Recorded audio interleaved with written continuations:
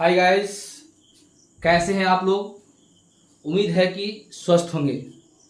तो आज जो है हम 11th का जो है एक चैप्टर है जिसका नाम है फाइनल अकाउंट विथ एडजस्टमेंट, मतलब अंतिम खाता समायोजन सहित। इससे पहले एक चैप्टर था, नहीं, उसका नाम था फाइनल अकाउंट एडजस्टमेंट, और यहाँ है विथ एडजस्टमेंट। पहले बिना समायोजन का था, अब जो है ये समायोजन के साथ पढ़ना है कि फाइनल अकाउंट में अगर एडजस्टमेंट होगा तो हम क्या करेंगे। तो सबसे पहली बात हम बता दें कि फाइनल अकाउंट जब हम बनाएंगे तो फाइनल अकाउंट में हम लोग तीन चीज बनाते हैं। एक ट्रेडिंग अकाउंट, दूसरा प्रॉफिट एंड लॉस अकाउंट, और तीसरा बैलेंस शीट। ट्रेडिंग अकाउंट को हम लोग हिंदी में व्यापारिक खाता बोलते हैं। प्रॉफिट लॉस अकाउंट को हम लोग लाभ हानि खाता बोलते हैं, और बैलेंस शीट को हम लोग आर्थिक चिट्ठा कहते हैं। क्या बोलते हैं? आर्थिक चिट्ठा बोलते हैं। Very good. अगर आप ट्रेडिंग अकाउंट बनाए होइएगा तो ट्रेडिंग अकाउंट में हम क्या करते हैं? ट्रेडिंग अकाउंट में हम लोग क्या करते हैं, जब ट्रेडिंग अकाउंट बनाते हैं तो ट्रेडिंग अकाउंट की डेबिट साइड में जितना मेरा डायरेक्ट एक्सपेंस होता है, नहीं, ट्रेडिंग अकाउंट के डेबिट साइड में जितना मेरा डायरेक्ट एक्सपेंस होता है, सारे डायरेक्ट एक्सपेंस को हम लोग ट्रेडिंग अकाउंट के डेबिट से डालते हैं, और जितना मेरा डायरेक्ट इनकम होता है उस इनकम को हम लोग ट्रेडिंग अकाउंट के कहाँ डालते हैं? क्रेडिट से डालते हैं। जब ट्रेडिंग अकाउंट को आइटम डालने के बाद जब आप ट्रेडिंग अकाउंट को इक्वल करेंगे, बराबर करेंगे, योग करेंगे, जोड़ेंगे, तब आपको या तो ग्रॉस प्रॉफिट होगा या तो ग्रॉस लॉस होगा। जो कि यहाँ पर हम लिख दिए हैं कि ट्रेडिंग अकाउंट जब बनाएंगे तो आपको या तो ग्रॉस प्रॉफिट होगा या तो ग्रॉस लॉस होगा। इस ग्रॉस प्रॉफिट या ग्रॉस लॉस को हम लोग कहाँ ट्रांसफर करके ले जाते हैं? इसको हम लोग ट्रांसफर करते हैं कहाँ? प्रॉफिट एंड लॉस अकाउंट में। जब ग्रॉस प्रॉफिट या ग्रॉस लॉस आएगा तो इस ग्रॉस प्रॉफिट को हम लोग प्रॉफिट एंड लॉस अकाउंट में क्या करते हैं? लाते हैं। अगर मान लीजिए प्रॉफिट होगा, क्या होगा? प्रॉफिट होगा तो ऐड करेंगे, और लॉस होगा तो क्या करेंगे? लेस करेंगे। किस में लेस करेंगे? प्रॉफिट एंड लॉस अकाउंट में। समझ में आ गया? उसके बाद हम फिर बनाएंगे प्रॉफिट एंड लॉस अकाउंट। क्या बनाएंगे? Profit and loss account. जब प्रॉफिट लॉस अकाउंट बनाएंगे तो प्रॉफिट लॉस अकाउंट में हम लोग इनडायरेक्ट एक्सपेंस की बात करेंगे, इनडायरेक्ट इनकम की बात करेंगे कि मेरा इनडायरेक्ट एक्सपेंस क्या है, इनडायरेक्ट इनकम क्या है। तो उस इनडायरेक्ट एक्सपेंस को हम लोग कहाँ डालते हैं? प्रॉफिट एंड लॉस अकाउंट के डेबिट साइड में। किसको? इनडायरेक्ट अगर एक्सपेंस होगा तो प्रॉफिट लॉस के डेबिट साइड में, और इनडायरेक्ट अगर इनकम होगा तो प्रॉफिट लॉस अकाउंट के हम लोग क्रेडिट साइड डालते हैं। उसके बाद जब सारा आइटम हम लोग प्रॉफिट लॉस में डाल देते हैं तो उसके बाद जब उसका टोटल करते हैं तो या तो उसमें नेट प्रॉफिट होगा या नेट लॉस होगा। आप देख रहे हैं, हम आपको बताया है यहाँ पे कि प्रॉफिट एंड लॉस अकाउंट को अगर जब बनाएंगे तो बनाने के बाद दो चीज निकल कर आएगा, या तो नेट प्रॉफिट आएगा या तो नेट लॉस आएगा। अब इस नेट प्रॉफिट या नेट लॉस को क्या करेंगे? अब इस नेट प्रॉफिट और इस नेट जो लॉस आएगा इसको हम लोग कहाँ ले जाएंगे? बैलेंस शीट में लाएंगे। किस में लाएंगे? बैलेंस शीट में लाएंगे। किसको लाएंगे? नेट प्रॉफिट या नेट लॉस को बैलेंस शीट में लाएंगे, और बैलेंस शीट के इसमें दो साइड होता है। एक होता है कैपिटल एंड लायबिलिटी साइड, और दूसरा होता है एसेट्स एंड प्रॉपर्टीज साइड। कितना side? Assets and property side. अगर मान लीजिए कि नेट प्रॉफिट होगा तो नेट प्रॉफिट को हम लोग बैलेंस शीट के कैपिटल एंड लायबिलिटी साइड में नेट प्रॉफिट को कैपिटल में जोड़ देंगे। अगर लॉस होगा तो उसी लायबिलिटी साइड जो कैपिटल होगा उस कैपिटल में से इसको क्या करेंगे, घटा देंगे। तो यहां तक उम्मीद है कि आप लोग पहले से ही पढ़े हुए हैं नहीं और जानते हैं, क्योंकि इससे पहले आप चैप्टर पढ़ कर आए हुए हैं। आप लोग फाइनल अकाउंट विदाउट एडजस्टमेंट, बिना एडजस्टमेंट पढ़ के आए हैं, तो इतना चीज तो आप पहले से जानते ही होइएगा, इसमें किसी को कोई प्रकार को दिक्कत नहीं होगा। हम मेन टॉपिक लेके पढ़ाए हैं कि सम इंपॉर्टेंट एडजस्टमेंट के बारे में। जब आप फाइनल अकाउंट पढ़ रहे थे बिना एडजस्टमेंट का, तो आप देखते होइएगा कि ट्रायल बैलेंस के जो नीचे अक्सर क्लोजिंग आइटम होता था, यानी क्लोजिंग स्टॉक होता था। तो उस क्लोजिंग स्टॉक को आप क्या करते थे, उस क्लोजिंग स्टॉक को आप उसको दो स्थान पर दिखाते थे। कितने जगह पर दिखाते थे, दो जगह पर दिखाते थे। एक आपको ट्रेडिंग अकाउंट के क्रेडिट साइड और एक आप दिखाते थे बैलेंस शीट के एसेट साइड। तो वहां पर एक सिंगल बात था, सिंगल सी डालते थे। अब यहाँ पे क्या है, बहुत सारा ऐसा एडजस्टमेंट है। अगर आप बुक में देखे होइएगा तो 24-25 टू एडजस्टमेंट दिया हुआ है। कितना दिया है, 24-25 एडजस्टमेंट दिया है। तो आपको हम वो एडजस्टमेंट बता रहे हैं जो कि आपको सवाल बनाते समय जितना यहाँ एडजस्टमेंट डाले हम 13 को, यही 13-14 एडजस्टमेंट होता है जो कि आपके सवाल के क्वेश्चन में एडजस्टमेंट में डाला होता है, यही आइटम डाला होता है।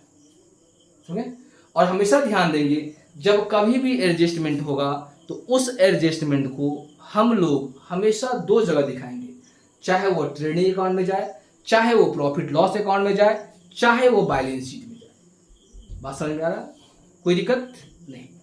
तो चलिए समझते हैं दिया हुआ सम इंपॉर्टेंट एडजस्टमेंट। पहला दिया है क्लोजिंग स्टॉक। क्लोजिंग स्टॉक के बारे में आप हम इससे पहले भी जस्ट बता चुके हैं कि क्लोजिंग स्टॉक हमेशा ट्रायल बैलेंस के नीचे में लिखा आता है, टोटल के नीचे में क्लोजिंग स्टॉक या एट द एंडिंग या एट द एंड लिखा आता है।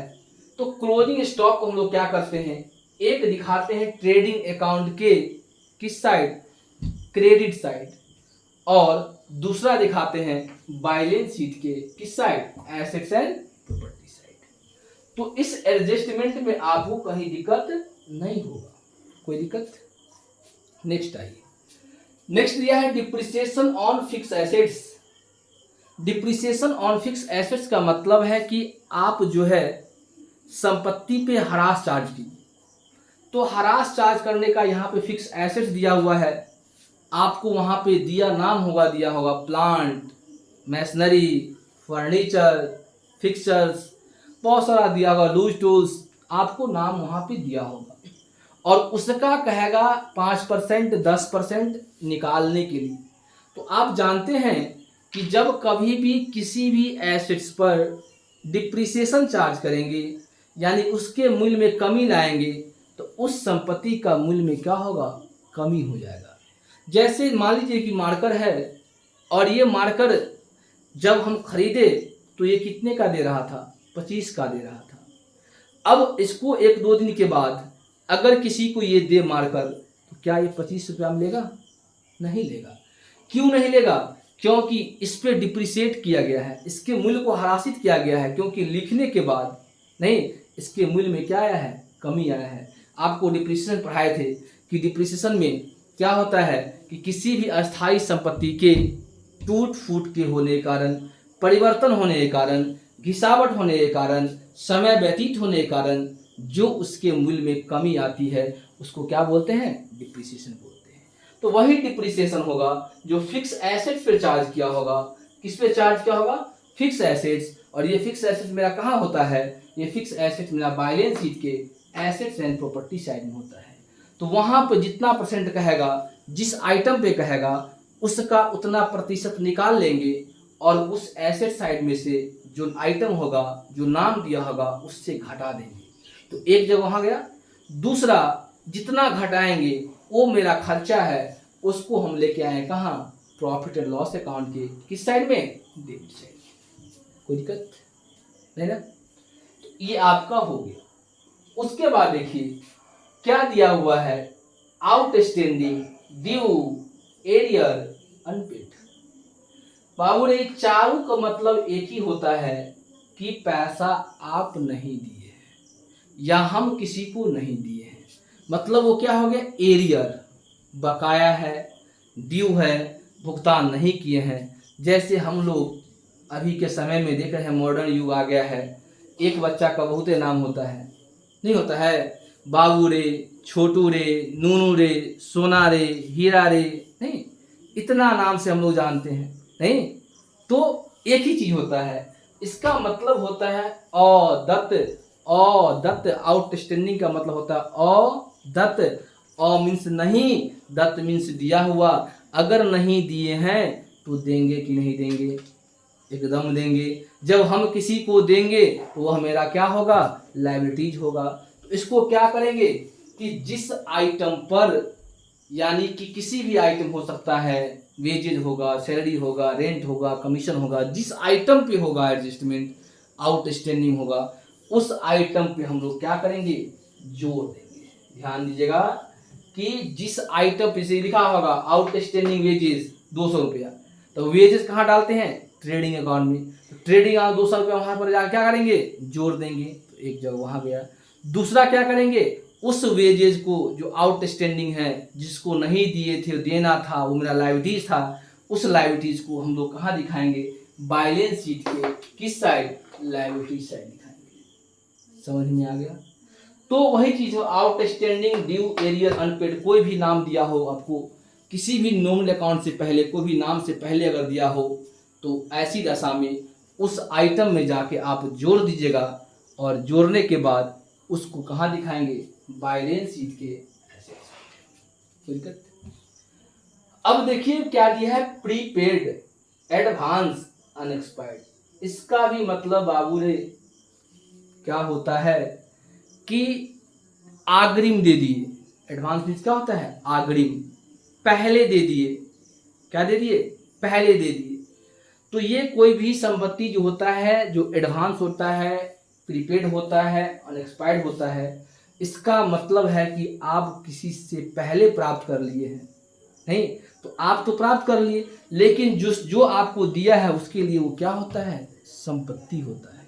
क्या होता है, संपत्ति होता है। जैसे समझिए कि आप मेरे यहाँ पढ़ रहे हैं, ठीक, और ये कौन सा महीना चल रहा है, मान लीजिए सितंबर चल रहा है, नहीं चला ना, मानने वाला क्या बात है ही सितंबर, नहीं सितंबर चल रहा है, और आपसे हम अक्टूबर का भी पैसा ले लिए हुए। अगर अक्टूबर का पैसा आपसे हम ले लिए हुए हैं तो मेरा दायित्व बनता है कि अक्टूबर तक आपको हम पढ़ाएं, नहीं, और आपको पढ़ना है अक्टूबर तक, नहीं क्यों, क्योंकि आपके लिए वो क्या हो गया, एसेट्स है वो, नहीं, क्योंकि आपको पढ़ना है अक्टूबर तक। तो ये प्रीपेड होगा, जिस आइटम पे प्रीपेड होगा, जिस आइटम पे एडवांस होगा, जिस आइटम पर अनएक्सपायर्ड होगा, उस आइटम पे आप जाके क्या करेंगे, घटा देंगे। घटा देंगे मतलब लेस कर देंगे, और जितना आप लेस करेंगे, जितना घटाएंगे, उसको हम लोग बैलेंस शीट के एसेट साइड में कहाँ दिखाएंगे, बैलेंस शीट के एसेट साइड दिखाएंगे। Prepaid rent, advance rent, unexpired rent, मतलब जो भी नाम आपको दिया होगा उसको हम लोग दिखाएंगे। समझ में आया। फिर एक बार समझ लीजिए, आउटस्टैंडिंग जिस आइटम पे होगा, ध्यान दीजिए कि अक्सर आपको यही मिलेगा, आउटस्टैंडिंग जिस आइटम पे होगा उस आइटम पे जोड़ देंगे और लायबिलिटी साइड दिखाएंगे। जिस आइटम पे एडवांस होगा, प्रीपेड होगा, उस आइटम से घटा देंगे और कहाँ दिखाएंगे, घटाने के बाद कहाँ दिखाएंगे, बैलेंस शीट के एसेट साइड। कोई दिक्कत। अब ये क्या है, provision for bad debts. Provision को हम लोग क्या बोलते हैं, प्रावधान। और हमेशा प्रोविजन जो है डेटर्स पर चार्ज किया जाता है। किस पे चार्ज किया जाता है, डेटर्स, या उसको हम लोग दूसरा नाम बुक डेट्स भी बोलते हैं, या उसको हम लोग अकाउंट रिसीवेबल भी बोलते हैं। तो हमेशा जब कभी भी होगा तो आपका प्रोविजन जो होगा वो प्रोविजन हमेशा डेटर्स पे होता है, और जब भी प्रोविजन होगा तो उस डेटर्स के मूल्य में क्या होगा, कमी होगा। जब कमी होगा तो जितना परसेंट कहेगा निकालने के लिए उतना परसेंट निकाल लेंगे, डेटर्स से घटा दीजिएगा, एक वहाँ चला जाएगा, और जितना घटाएंगे उसको आप कहाँ दिखाएंगे, प्रॉफिट एंड लॉस अकाउंट के डेबिट साइड। समझ में आया? नेक्स्ट जी देखिए, इंटरेस्ट ऑन कैपिटल, पूंजी पर ब्याज। आपको दिया होगा एडजस्टमेंट पे कि interest on capital at the rate of 5%, 10%, 12%, 15%, 18%, 20%, ये आपको दिया रहता है। यानी कि आपको पूंजी पर ब्याज देना है, तो जितना कैपिटल होगा उस कैपिटल का जितना प्रतिशत होगा उतना प्रतिशत निकाल लेंगे और कैपिटल में लाकर उसको जोड़ दीजिएगा। क्या करेंगे? जोड़ देंगे। और एक वहां जोड़े, दूसरा हम किसी को ब्याज देंगे तो मेरे लिए खर्चा है, तो सभी खर्चा हानि को डेबिट करते हैं, और यह मेरा इनडायरेक्ट एक्सपेंस है, इसीलिए इसको हम लोग कहाँ दिखाएंगे, प्रॉफिट एंड लॉस अकाउंट के डेबिट में दिखाएंगे। कोई दिक्कत नहीं ना? उसके बाद इंटरेस्ट ऑन लोन, ठीक उसी प्रकार होता है, लोन भी लायबिलिटीज होता है। लोन पर भी आपको जो परसेंटेज कहेगा, जितना परसेंटेज कहेगा उतना परसेंटेज उसमें निकाल लेंगे और उस लोन में ऐड कर देंगे। जितना ऐड करेंगे उतना आप प्रॉफिट एंड लॉस अकाउंट के डेबिट साइड दिखाएंगे। कोई दिक्कत? नेक्स्ट है प्रोविजन ऑन डेटर्स या बुक डेट्स। जस्ट प्रोविजन की बात बोले हैं कि यहाँ पर क्लियर बोल दिया है कि आपको प्रोविजन करना है। प्रोविजन किस पे करना है, तो हमेशा ध्यान दीजिएगा कि प्रोविजन किस पे किया जाता है, प्रोविजन डेटर्स पे किया जाता है। किस पे किया जाता है? डेटर्स पे प्रोविजन किया जाता है, बुक डेट्स पे प्रोविजन किया जाता है, अकाउंट रिसीवेबल प्रोविजन किया जाता है। तो जिस पे प्रोविजन कहेगा करने के लिए उस पे प्रोविजन करेंगे। नहीं, प्रोविजन करने के बाद उसका वैल्यू क्या हो जाएगा, कम जाएगा। कमने के बाद उस डेटर्स में से आप घटा देंगे, जितना घटाएंगे उतना आप प्रॉफिट एंड लॉस अकाउंट के डेबिट से डालेंगे। कोई दिक्कत? तो उम्मीद है कि अगर आप इतना एडजस्टमेंट पढ़ लिए, इतना एडजस्टमेंट अगर आप समझ लिए, तो ये निश्चित है कि आपको फाइनल अकाउंट विथ एडजस्टमेंट में परेशानी नहीं होगा। क्योंकि अक्सर जितना एडजस्टमेंट, इतना रहता भी नहीं है एडजस्टमेंट, फिर भी आपको इतना जो एडजस्टमेंट दिए हैं, अगर इस एडजस्टमेंट को अगर आप पढ़ लेते हैं तो शायद ऐसा एक भी सवाल नहीं होगा जो आपसे नहीं बनेगा। तो उम्मीद करते हैं कि आप लोग उसको समझे होइएगा। नहीं, निश्चित वो समझे होइएगा, क्योंकि कोई ज़्यादा खास बात नहीं था। Trading profit loss balance sheet आप पहले से बनाते ही आ रहे हैं, उसमें एक पहला आइटम क्लोजिंग स्टॉक पहले से ही आप बनाते हैं। नहीं, और बाकी का जो एडजस्टमेंट है उस एडजस्टमेंट को, जितना एडजस्टमेंट होगा हमेशा उस एडजस्टमेंट को हमेशा दो स्थान पर दिखाएंगे, चाहे वह ट्रेडिंग अकाउंट में जाए, चाहे वो प्रॉफिट लॉस अकाउंट में जाए, चाहे वह बैलेंस शीट में जाए। तो उम्मीद है कि आप इससे पढ़ लेंगे, समझेंगे, और समझने के बाद आप क्वेश्चन को ट्राई करेंगे और निश्चित तौर पर है कि बनेगा। नहीं तो नेक्स्ट क्लास में हम एक फिर वीडियो लेकर आएंगे, नहीं उसमें आपको हम सवाल बताएंगे कि कैसे बनाया जाता है। अगर आपको ये वीडियो अगर अच्छा लगा, सेशन अच्छा लगा, तो लाइक कीजिए, सब्सक्राइब कीजिए, और ये वीडियो अपने दोस्तों के साथ शेयर कीजिए, ताकि आपके साथ आने वाला जो भविष्य है, आने वाला जो बच्चा है, आपका जो दोस्त है, उसको भी इस चीज़ के अवगत हो सके। क्योंकि हम लोग जो है सिर्फ सवाल बनाते हैं, कंसेप्ट को नहीं समझ पाते हैं। तो सबसे पहले क्या करना होगा कि कंसेप्ट समझना होगा। जब तक कंसेप्ट नहीं समझेंगे तब तक आपका सवाल नहीं बनेगा। तो आज हम इसी टॉपिक पे एंड करते हैं। अगर किसी को किन्हीं प्रकार का समस्या होता है तो आप कमेंट बॉक्स में कमेंट कीजिए। कोई भी चैप्टर से रिलेटेड आपको समझना होता है तो आप कमेंट कीजिए। कोई सवाल अगर प्रॉब्लम है, किसी चैप्टर से प्रॉब्लम है, तो आप कमेंट कीजिए कि सर ये सवाल हमको बता दीजिए, नहीं ये सवाल दीजिए, या कोई ऐसा टॉपिक है जो कि इस टॉपिक को कुछ समझना है तो आप कमेंट कर सकते हैं। तो आपके कमेंट के हिसाब से आपका भी जो इच्छा होगा उसको इच्छा को पूरा किया जाएगा। तो यहीं पे हम इसको क्लोज करते हैं। आज का वीडियो यहीं तक समाप्त होगा। जय हिंद, जय भारत।